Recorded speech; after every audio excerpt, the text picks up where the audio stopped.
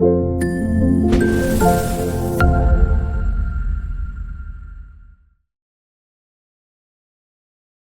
जी मेरठ से। राधे राधे महाराज जी। महाराज जी, दूसरों से बात बात पर जलन होने लगती है महाराज जी, इस भाव भजन की कमी। अंतःकरण बहुत हल्का हो चुका है, मलिन हो चुका है, इसलिए क्षणे रुष्टा क्षणे तुष्टा, रुष्टा तुष्टा क्षणे क्षणे, क्षण में नाराज क्षण में प्रसन्न, ये बहुत हल्के अंतःकरण की बात है। अंतःकरण मलिन हो चुका है, इसको पावन करो, खूब नाम जप करो, भगवान की कथा सुनो, भगवान नाम कीर्तन करो। जब हृदय शीतल रहता है तो बड़ी बड़ी बुरी बातें भी कोई कह जाए तो मुस्कुराए, अपनी मस्ती में चल देते हैं। इतना बेईमान मन है कि छोटी छोटी बातों में तुम्हें जलाने लगेगा, छोटी छोटी बातों में।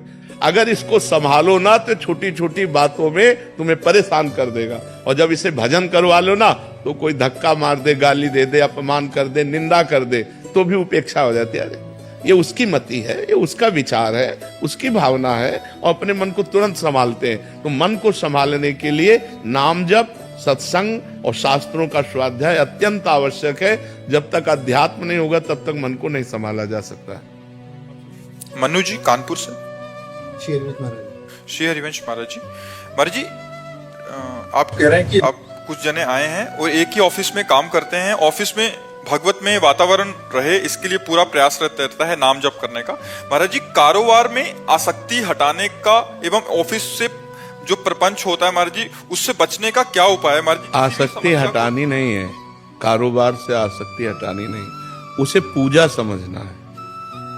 आसक्ति हटा देंगे तो कारोबार नहीं हो पाएगा।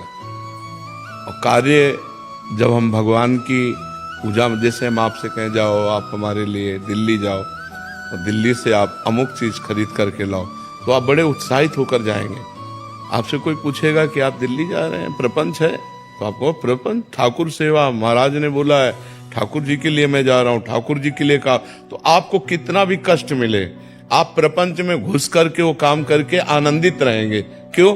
क्योंकि आपको लग रहा है कि संत ने आदेश किया, भगवंत सेवा है।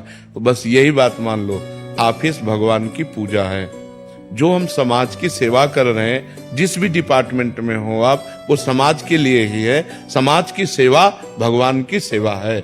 हमारी ऑफिस पूजा गृह है। हम अपनी ऑफिस में ईमानदारी से समाज के प्रति कैसे उनको सुख मिले इस भाव का बर्ताव रखते हुए हम कोई व्यसन न करें, शराब न पिएं, मांस न खाएं, गंदे आचरण न करें, बेईमानी न करें, तो वही पूजा आपको भगवत प्राप्ति करा देगी। देखो खास बात समझो, श्री रैदास जी महाराज अपना ही कार्य करते थे। कठौता बड़ा सा था, उसी में चमड़े को धोना, उसी से अपना कार्य करते थे।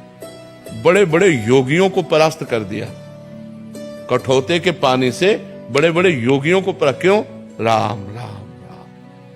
जो भी कार्य कर रहे हैं वो भगवान का नाम जप करते हुए कर रहे हैं।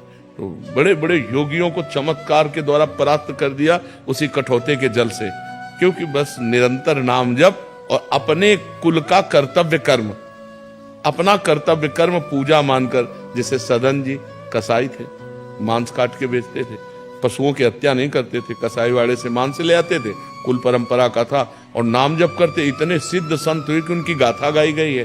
तो हमारा जो कर्म है उसे हम ईमानदारी से यदि करें तो वो पूजा हो जाएगा, और नाम जप कर रहे हैं तो इसी से हमें भगवत प्राप्ति हो जाएगी। हमको आसक्ति नहीं छोड़नी, क्योंकि अगर हम अपने कर्म में आसक्ति नहीं करेंगे, एकाग्रता नहीं करेंगे, तो कर्म पूरा नहीं होगा।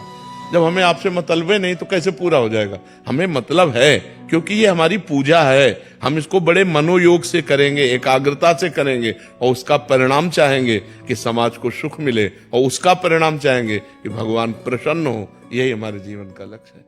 समझ पा रहे हैं आप?